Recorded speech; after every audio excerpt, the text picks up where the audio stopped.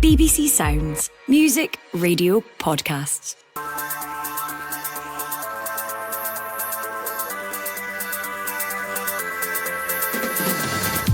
Hello, I'm Phil Goodlad and this is the Scottish Football Podcast. All the news, the views and the analysis you need on another cold day, Thursday the 9th of January. Thankfully, we've got a match tonight to warm the cockles of our hearts. Tierney goes round the goalkeeper and slots it home. And there's no flag, so Václav Tierney goes away to celebrate. They will check it, but he's rolled it home with aplomb there. Dundee host a Rangers side who have sometimes toiled on the road. And there was plenty of Premiership action last night to look back on. All the way to Maida, back into the middle, the step over. And Rio Hatate fires in Celtic's second goal. And there is a huge sigh of relief inside Celtic Park. Celtic easing their way to victory over a dogged Dundee United. That wasn't the only action. I think Kilmarnock will see this game as 2 points dropped, and Motherwell will absolutely see it as a point gained. It's a tough night for the visiting team, but certainly the home team will feel as if for the opportunities they had, they should have won the game. Kilmarnock dominated, but simply couldn't find a way to score against Motherwell. The Scottish Football Podcast from BBC Sports Scotland. Yeah, great to have you along. I mentioned how cold it is. Thankfully, somebody has left the heating on in this little studio that I'm in. I'm hoping that the same is true for Kevin Thomson, the former Rangers midfielder, who joins us looking resplendent in his dog-walking outfit. Kevin, morning to you. Morning, Phil. All good, mate. You? Well, I'm fine. I do hope Rover or Rex or whatever you call your wonderful animal has the same warm clothes that you wear this morning. If you watch me when I'm wrapped up, when I walk down that dell at my place, you'd never recognise me. Also delighted to say Sean Hamilton joins us. He's head of sport at DC Thomson. Sean, I'm always worried when I have a head of sport looking at me in a room here at the BBC because it means that I've done something wrong. I'm hoping that your appearance this morning is purely to give us your wisdom and that you're not coming to berate Kevin and I. No, these job titles are all making upper jobs anyway, Phil. I think that's one that I gave myself. Well, they are, but when you are the head of anything, it's always something to savour. Well, I do like to take a little bit of time each day just to appreciate my position, Phil. To look in the mirror and say you are the head of something. Yes. You've done that before, haven't you? No, I'm the head of nothing. I'm not even the head of my own household. I need to ask permission for everything. Listen, lots to get through this morning. Let's start by looking forward and what looks like an intriguing match tonight at Dines Park. Kevin, as a former Rangers player, when Rangers take to the park, are you as confused as the rest of us as to what Rangers were going to get? Is it the team that blew the champions away at Ibrox there at New Year, or is it the team that we've seen often this season struggle?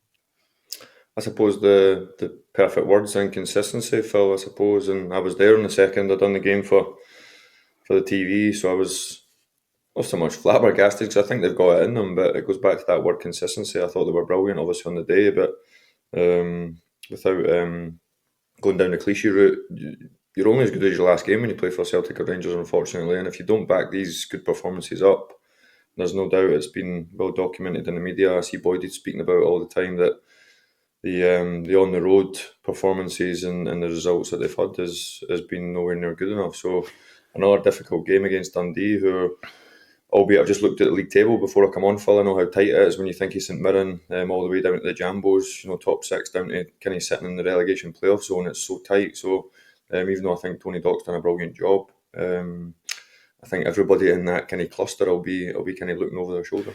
Kevin, we're just a couple of minutes in, but this will be the first silly question from me of many. You know the routine here on the podcast. There are many silly questions that will come your way.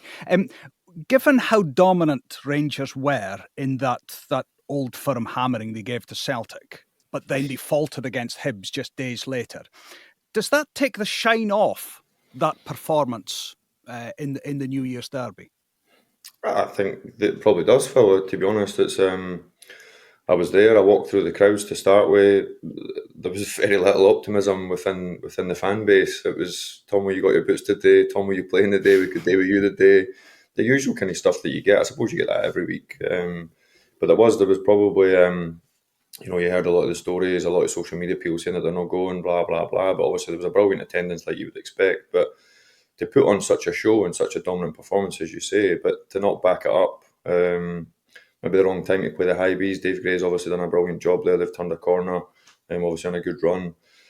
I'm not making excuses by any stretch of imagination, because I think that the only analogy I can have, Phil, is that when they're on the road, these cup tie type games are not suiting the group at the moment, and they're struggling when it's that hustle and bustle, that 150 mile per hour, that touch tackle, that real cup tie atmosphere that you get when you go to the away grounds, and it's the only thing I can put my finger on. Sean, let's take an unbiased view then of Rangers. I'm sure it will be unbiased because you have no links with the club. 12 points from 10 away games this season. Why are Rangers finding it so difficult on the road? I just think there's a fundamental kind of sloppiness about Rangers this season, in a way that supporters are not used to.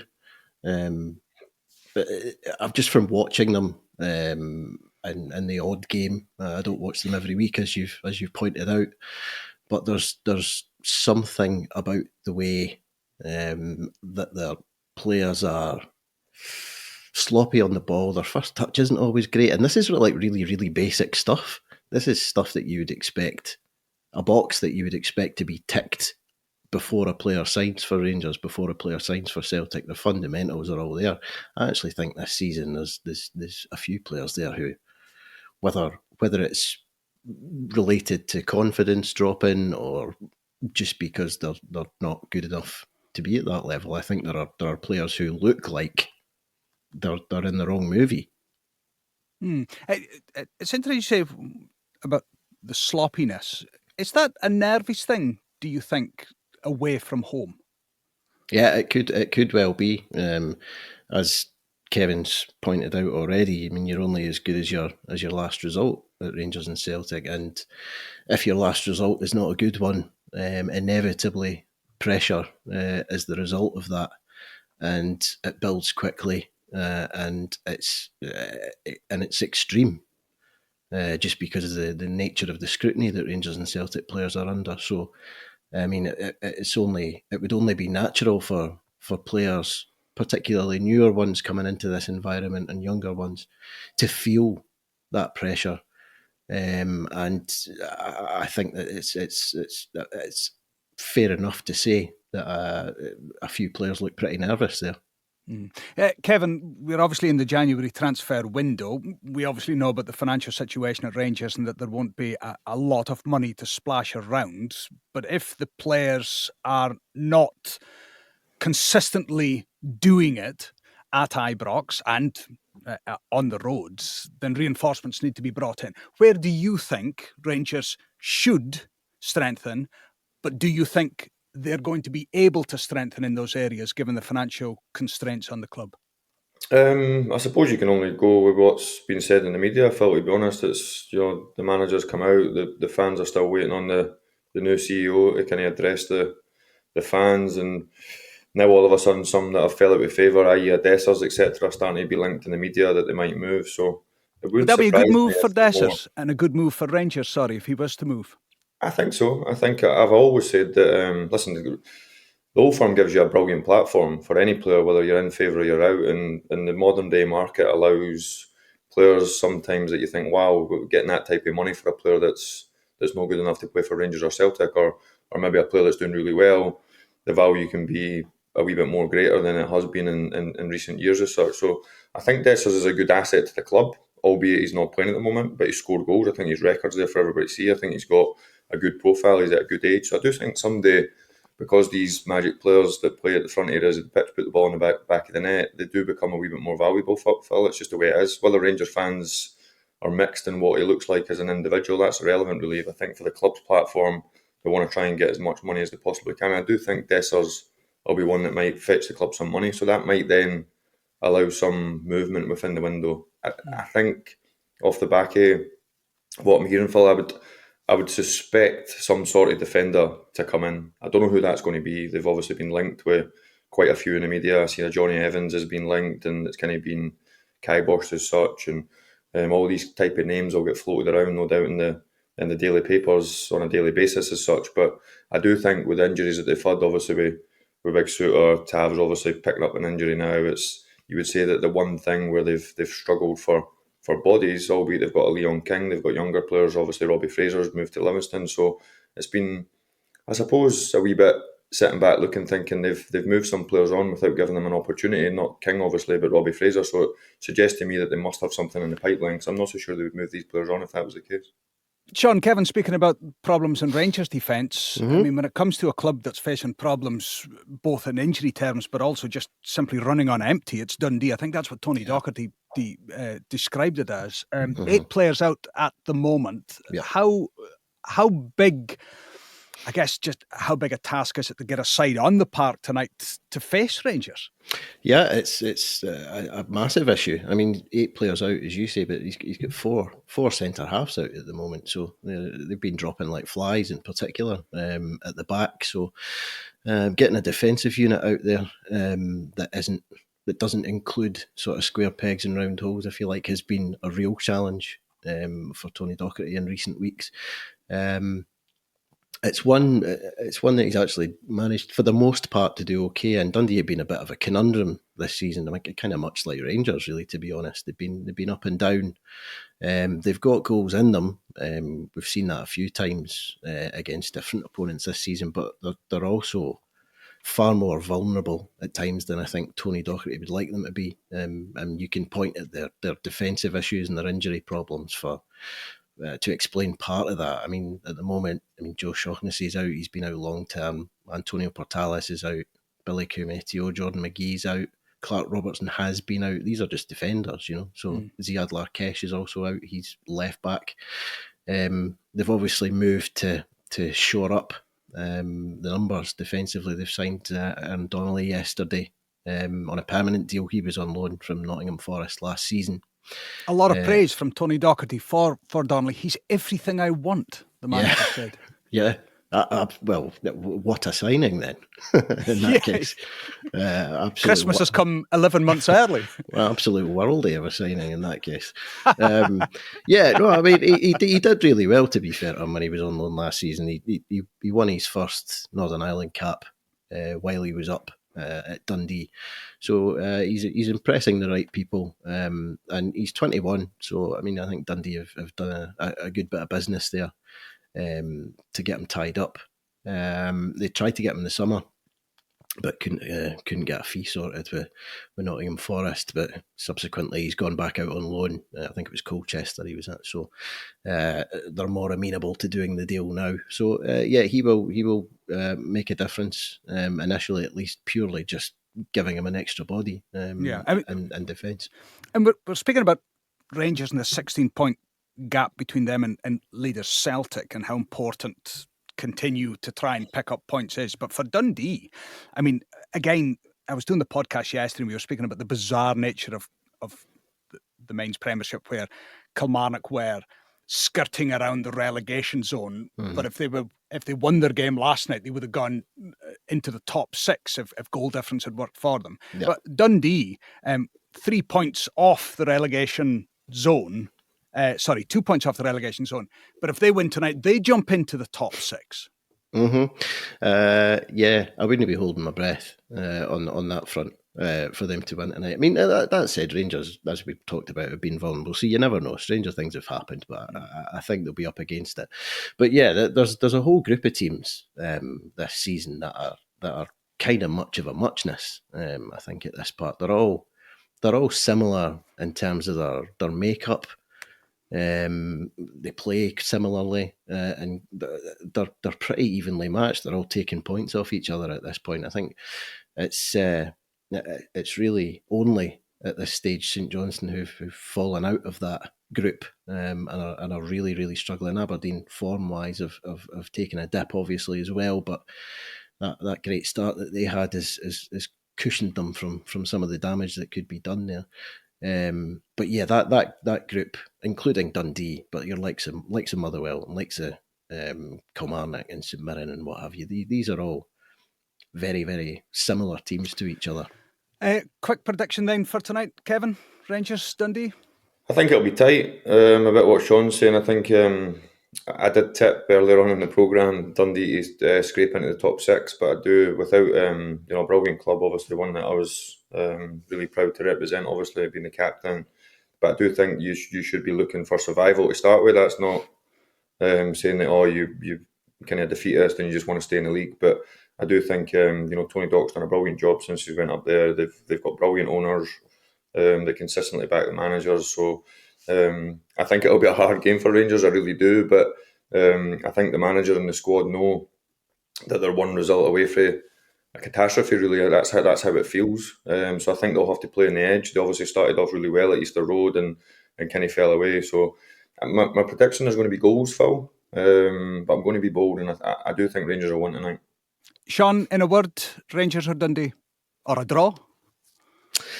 Rangers. A word. Rangers.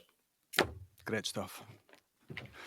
See, I can be quite brutal when I want You can. Time is beating us. I mean, I would allow you to elaborate on that, but given that you'd elaborated before I asked you because you didn't see Dundee winning tonight, but you think Rangers. Okay, good. Listen, whether Sean or Kevin is right or not, you can find out for yourself. Sports on tonight, 7:00 here on BBC Radio Scotland for Dundee against Rangers. The Scottish Football Podcast.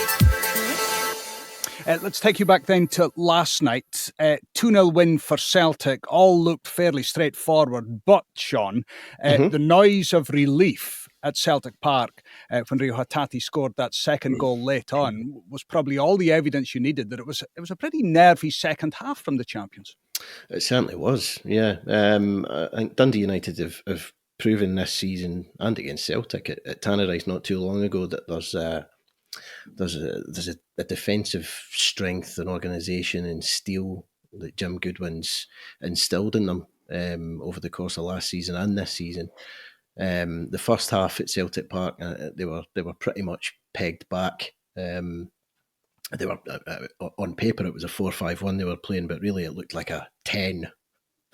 That's it. At times, but a 1-10. Yes, they'll still be disappointed with the goal that they've lost. It was pretty slack.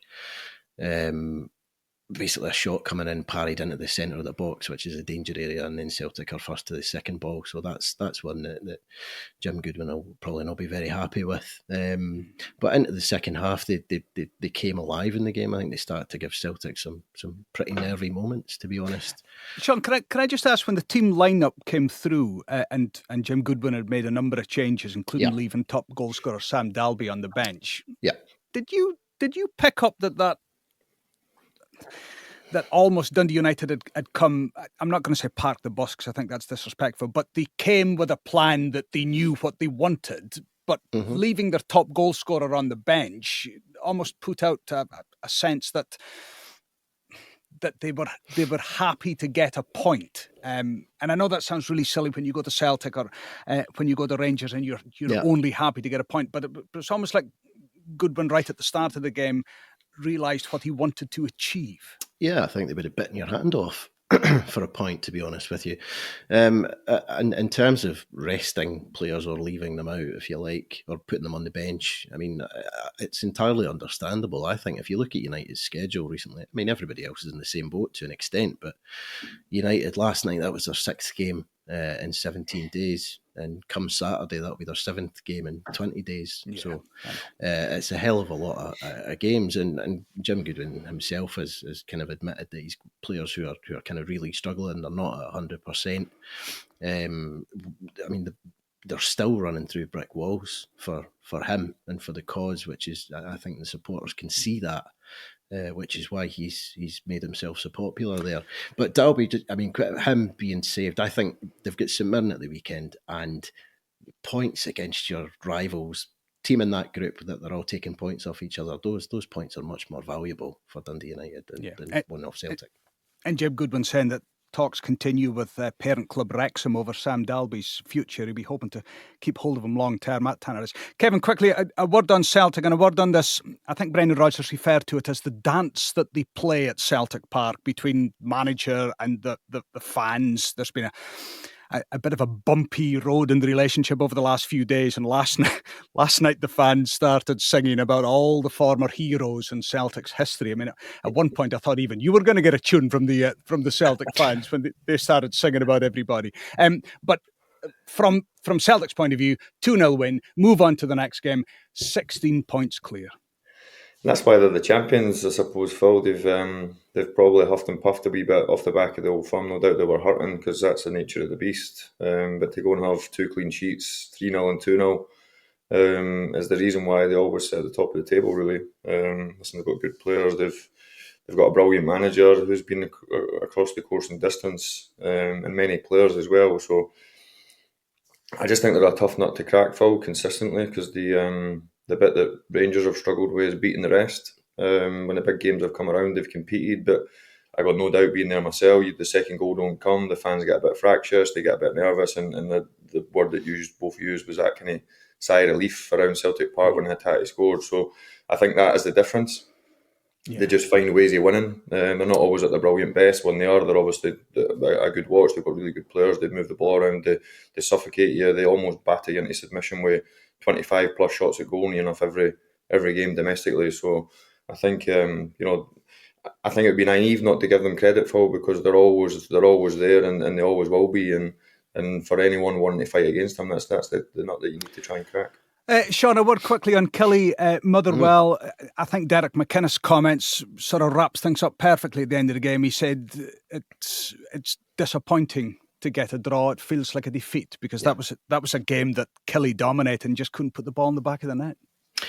Yeah, they definitely had the better chances. I mean, Motherwell had a late chance through Stephen O'Donnell, but I mean that would have been a smash and grab if they were to get anything through that. Killie were much more fluid, much more functional going forward. But Motherwell were strong at the back, as they've been designed to be. And I was talking earlier about this group that are much of a muchness, and these two are the epitome of that, really. They're built to a similar blueprint, their size and strength at the back and through the middle of the park, and they've got pace out wide, strikers who can mix it, hold it up, look for tap-ins and such.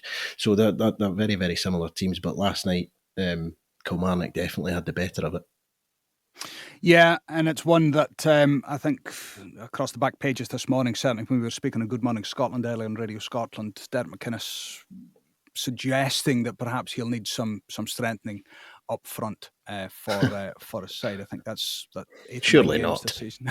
Yeah. Well, what manager doesn't speak about strengthening at this time? Motherwell manager Stuart Kettlewell also saying, he said, look, hands up, Kilmarnock dominated us and we're just happy with the point.